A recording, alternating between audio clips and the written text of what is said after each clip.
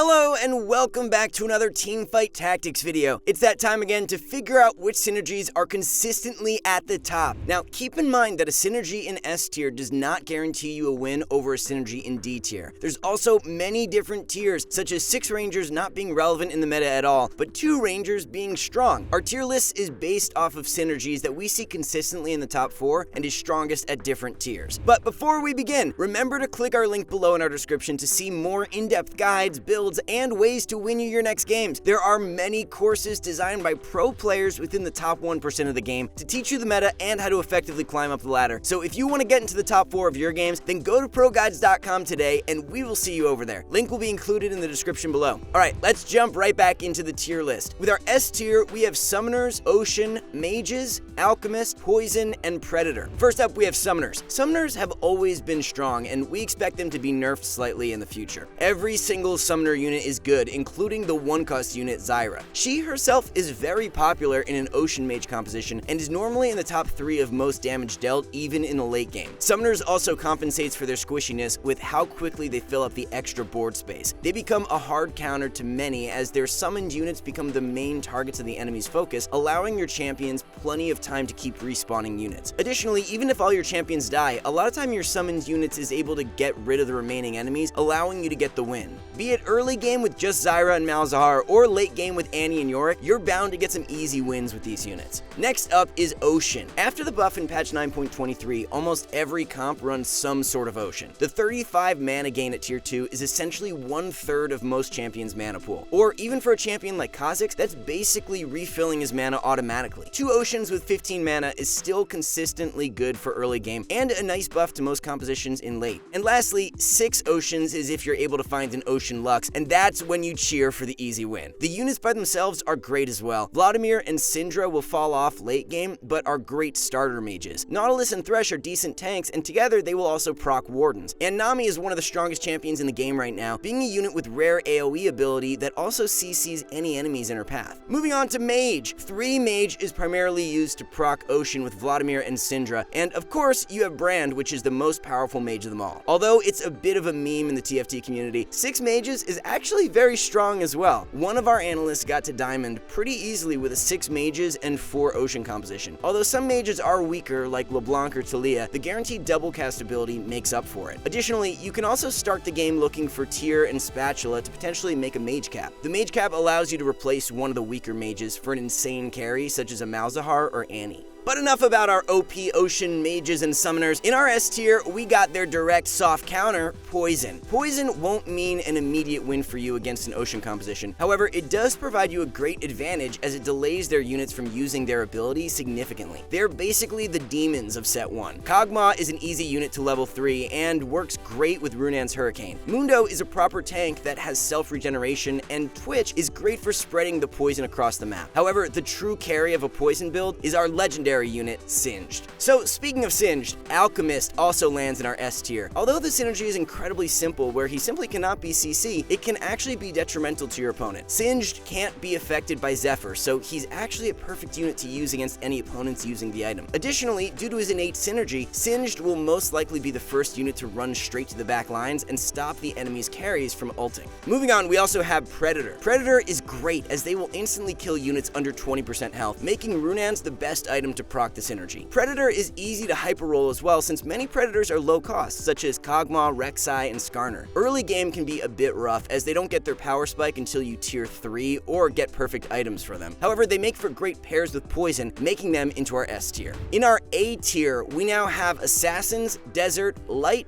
Mystic, Inferno, and Shadow. Assassins are super strong in the meta right now, especially with how popular Ocean Mage and Predators are. Assassins do a great job in killing off these comps that relies on carries in the back line. Kha'Zix, Nocturne, and Qiyana are all amazing assassins. The only reason we have them at A instead of S is because they have a very simple counter, Phantom Dancer. If we don't have a Phantom Dancer, 70% of the time an Ocean Mage comp would lose. On the other hand, just from one Phantom Dancer, the Ocean Mage composition was able to beat an Assassin comp. Next up is Desert. Most compositions these days will have at least 2 Wardens. Desert is a great way to shred through the front line. Additionally, Kha'Zix as an assassin can focus on the backline, making it a decent damage synergy overall. Tier 3 Renekton have become the new Korean meta within a Predator's composition, as he's extremely powerful with his spin and self-healing. On the other hand, stacking items like Hush and Disarm on Sivir becomes a decent counter to stop your opponents from ulting and attacking. Although a bit harder to pull off due to awkward early and mid games, Desert is a synergy that is definitely worth going for. Moving on is everyone's favorite hyper role composition and synergy, it's Light. Light is highly dependent on your early game. We recommend to go for it if you have a level 2 Nasus and a level 2 Vayne immediately during neutral rounds. Otherwise, it's fairly risky. Like any hyper role composition, the more people going for the synergy, the more it's not worth it. But luckily, Light is not a highly competed composition. So if you have the start for it, you'll most likely be able to tier 3 multiple units and land yourself in top 4. Lights is still strong with their extra healing and attack speed gains, making it a comp to be feared in the late game. Now to a more defensive synergy, it's Mystic. Mystic provides magic resist to all units, which is super strong in this meta. This is a great soft counter to all the mages and ability-based compositions out there. It simply only requires 2 units for the first buff, making it easy to transition into the late game if you feel the need for it. 2 of the units with Mystic are the best supports in the game, with Janna and Nami providing great CC from the backline to protect your carries. We highly recommend them as your last 2 units at level 8 and 9. Next up is Inferno. Inferno is a synergy that is easily obtained in the early game, with Diana and Zyra both being 1-cost Infernos. It's a great aggressive synergy that deals additional damage, mostly used at tier 1, but can be super strong at tier 2 as well. Kindred can carry the game for you through early to late, and because of her, the synergy also pairs great with Shadows and Summoners as well. Speaking of which, last in our A tier is the aggressive synergy, Shadow. Even with the nerf, Shadow remains relevant in the meta. All the units involved, Malzahar, Kindred, Sion, Veigar, and Yi, are all great units that do a lot of damage. Each unit also allows you to run Shadow with a lot of different combinations. Shadow Mages with Veigar, Shadow Summoners with Malzahar, or even Shadow Rangers with Kindred. So many possibilities. Simply choose the carry you want. 2 Shadows or 4 Shadows is widely used amongst a lot of meta comps, which lands them in our A tier. Now to our B tier, we have Glacial, Woodland/Druid, Mountain,